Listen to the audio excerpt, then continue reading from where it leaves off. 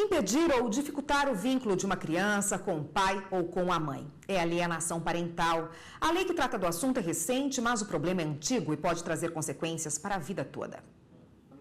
Desde 2008, este homem é separado da mãe da filha do casal. Ele conta que para regularizar o convívio com a garota, hoje com 14 anos, foi necessário entrar na justiça. É aquele exemplo, muitas das vezes acontece na maioria dos casos com a mãe, que se separa do marido e fala assim, você nunca mais vai ver seus filhos.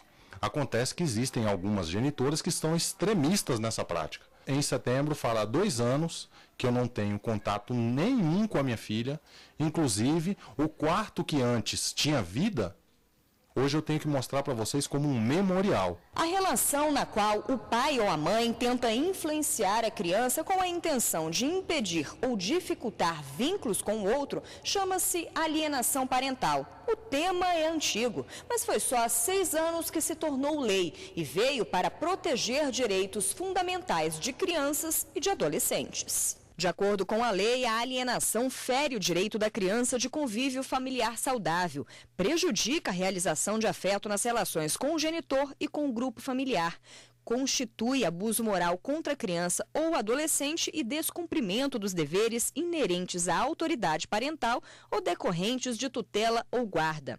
Esta advogada explica que a lei veio primeiramente como forma educativa, mas ressalta que também há punições. Esse genitor alienador ou a pessoa que está fazendo alienação, ela pode ser condenada ao pagamento de uma multa, nas visitas pode ser uma visita assistida ou pode ser encaminhado para um tratamento com psicólogo, psiquiatra. Dependendo do ato em si, ele tem repercussão tanto na lei de alienação parental quanto nas demais esferas. A alienação parental é vista como uma forma de abuso psicológico. Especialista em terapia infantil, esta psicóloga afirma que as consequências da prática podem refletir a longo prazo. Insegurança, incapacidade de compreender o que é o amor, se ela é amada, se ela pode ser acolhida, enfim, né, vai se tornar um adulto provavelmente inseguro nas relações. E quem está aqui no estúdio para falar mais sobre esse assunto é o defensor público Sérgio Domingos. Boa tarde, doutor. Boa tarde. Bom, a reportagem aí esclareceu, mas vamos reforçar. O que caracteriza essa síndrome da alienação parental? É impedir que a criança ou adolescente venha formar vínculos com a sua autoridade, com seu pai, com sua mãe, ou até mesmo com seus avós. Impede a ele de que tenha uma convivência familiar saudável, uma relação que possa construir vínculos sólidos capazes de sustentar no seu crescimento, quando adolescência, quando a sua vida adulta. Vamos dar um exemplo prático, doutor. Não é simplesmente impedir que a pessoa veja, que a criança veja ou não o pai e a mãe, mas falar mal do pai, falar mal da mãe ou dos parentes envolvidos, isso é alienação parental? Na verdade, o alienante, ele vai desconstruindo a figura da pessoa com a qual ele quer atingir. Como ele não consegue diretamente atingir a figura do alienado, ele usa a criança, usa o adolescente como meio de atingir a outra pessoa.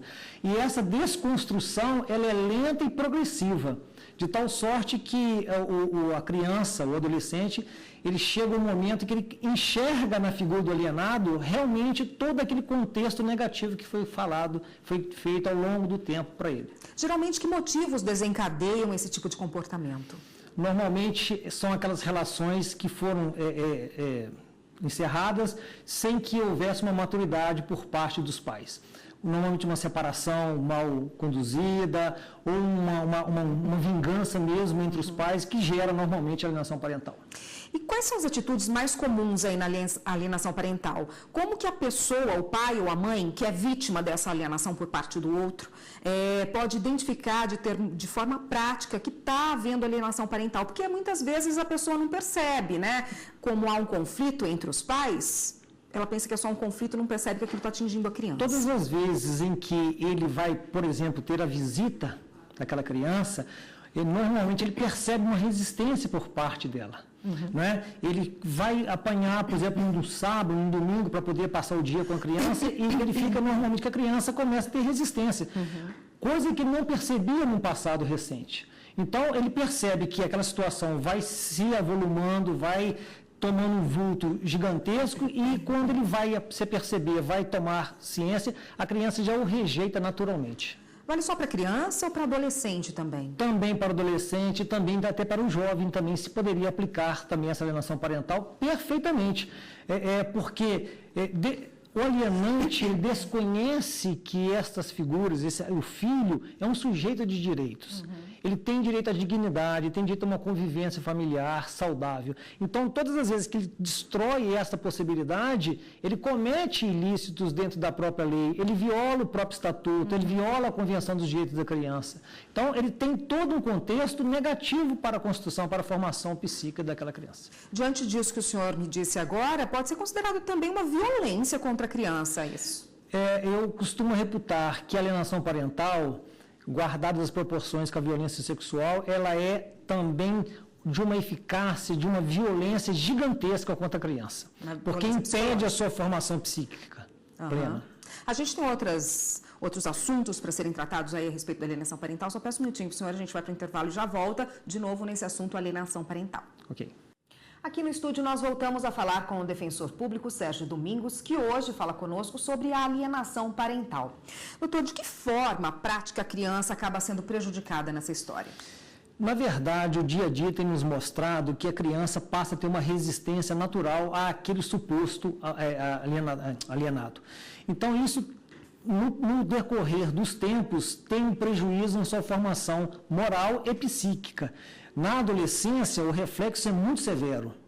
Começam a aparecer as indicações negativas em escola, as resistências numa convivência social e, normalmente, ele começa a tomar um rumo daquele diverso pretendido pelos pais. Normalmente, comete atos infracionais e você vai fazer a apuração no final, você começa a perceber que aquela criança sofreu algum trauma na sua infância e, normalmente, foi pela alienação parental. E de que forma dá para impedir que essa alienação seja cometida ou pelo pai ou pela mãe? Isso aí nós temos observado que é importante que aquela pessoa que se sinta que está sofrendo essa alienação e já comece a se mexer, comece a buscar os mecanismos para impedir essa progressão natural. Normalmente buscando a vara da infância ou buscando uma vara de família para que ele possa buscar mecanismos de reverter essa situação. Isso demanda uma emergência por parte daquele que supostamente está prejudicado. Tem como blindar a criança disso ou é muito difícil, um processo... É muito difícil porque a forma do alienante que ele usa em relação à criança é uma forma muito sutil. Não é? São aquelas falas perversas, denegrindo a imagem do pai, da mãe. O seu pai não compra, o seu pai é uma pessoa que não tem responsabilidade, não veio te buscar. Quer dizer, são formas negativas que vão sendo construídas lentamente. Né? De tal sorte que quando a criança toma conhecimento, ele constrói toda essa percepção negativa, ele começa a tomar aversão ao outro. Doutor, e quando o alienador, por exemplo, inventa uma história, chega até a justiça, às vezes procurar a justiça, inventa uma história contra o pai, muitas vezes motivada até por uma falsa denúncia de abuso sexual. Como que isso funciona? Porque é imediato o afastamento do pai aí, né, suspeito. E como se prova isso? Olha, o abuso sexual tem sido a forma mais brutal e perversa de se afastar o pai ou a mãe do convívio da criança. Porque o estatuto ele traz no seu bojo a indicação de que um mero indício de qualquer violação aos direitos da criança, aquele suposto abusador tem que ser afastado do convívio da criança.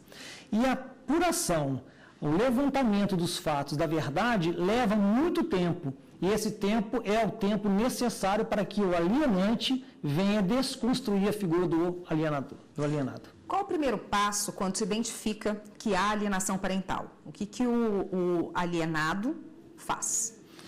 O alienado tem que buscar os mecanismos judiciais para impedir, buscar a própria legislação que cuida da matéria, buscar a ampliação das visitas, buscar, se for o caso, uma visita assistida, buscar a aplicação de penalização em relação a esse alienante. Para quê? Para que ele possa se resguardar e possa continuar tendo a convivência tranquila com aquela criança, com o filho. E há uma grande demanda na justiça em relação à alienação parental? Olha, a alienação ela é muito comum, porém os nossos tribunais ainda estão muito incipientes na aplicação da própria legislação. Primeiro porque a apuração e o levantamento da alienação perpassa por uma perícia, por uma indicação de um técnico que realmente tenha conhecimento daquela matéria. E normalmente nós não temos peritos nesta área. Então, ficamos naquela patinação, impondo cada vez mais discussões de periciais, que às vezes não conseguimos ter peritos necessários para essa matéria, e aí a criança vai ficando cada vez mais afastada do pai, que possivelmente teria abusado. Tem que prestar muita atenção nisso, né, doutor? Isso aí é uma vigilância diuturna. Tá ótimo, muito obrigada pela participação. Eu conversei aqui com o defensor público, Sérgio Domingos, que falou com a gente hoje a respeito da alienação parental. Obrigada pela participação. Às ordens. Até uma próxima.